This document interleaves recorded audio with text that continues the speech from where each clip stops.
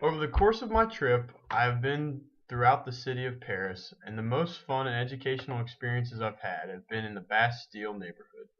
When I first came to Paris, I was frankly shell-shocked by Parisian culture, mainly because I didn't speak the language. But it was in the Bastille district that I learned about not just Paris, but about how fun French culture was. However, just sitting around the touristy spots, I didn't really get the real effect of French culture. After reading pieces such as Ferragus and The Necklace, I decided to reach out and find old Paris, the smelly, angry, the real Paris.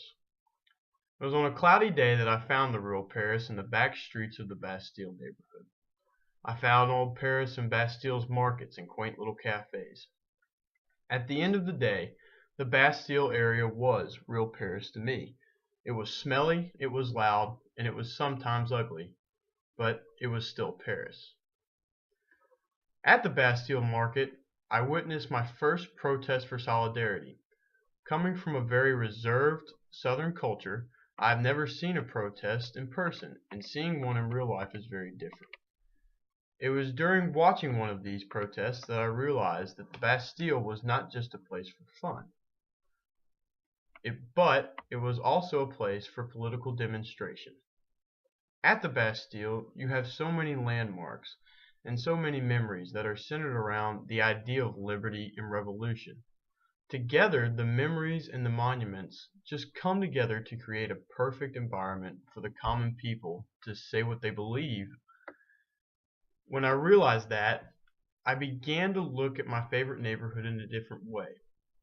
Instead of this fun-loving place, I began to look at it as a landmark for both old and new political issues.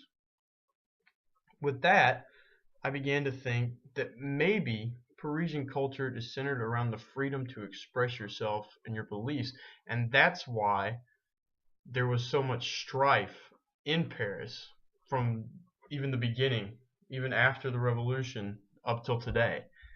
And that's when some of what romanticism of Paris came back to me. I had lost a lot of the romantic parts of Paris when I discovered Bastille because I realized it wasn't just mimes and looking about. Instead, it was real people with real problems, and just realizing that there was a sense of romanticism about protesting that brought my outlook of culture to a whole nother level. It was almost as if the protests kind of brought the ideas of American patriotism and merged them with the ideas of the common French people. In the end, that is what I learned from hanging around the Bastille neighborhood. Over the course of this trip, I've grown up a little, and I've come to the realization that no culture is the same, and each one has something unique to offer. One of the main things that I will try and take away from this trip is the culture itself. From day one, I have immersed myself in French culture.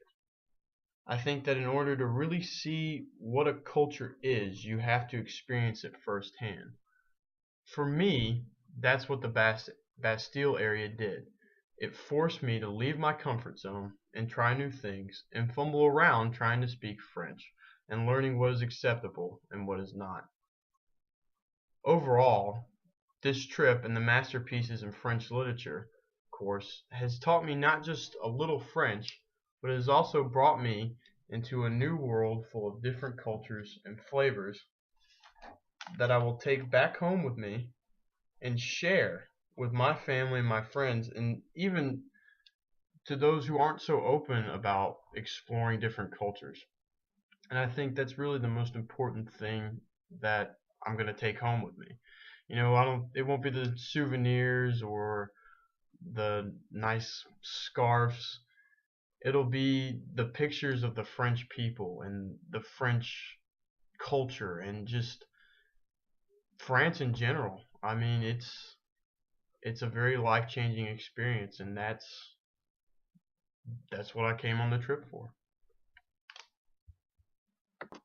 Help receive Windows Movie Maker, pictures I took, and Mike Williams.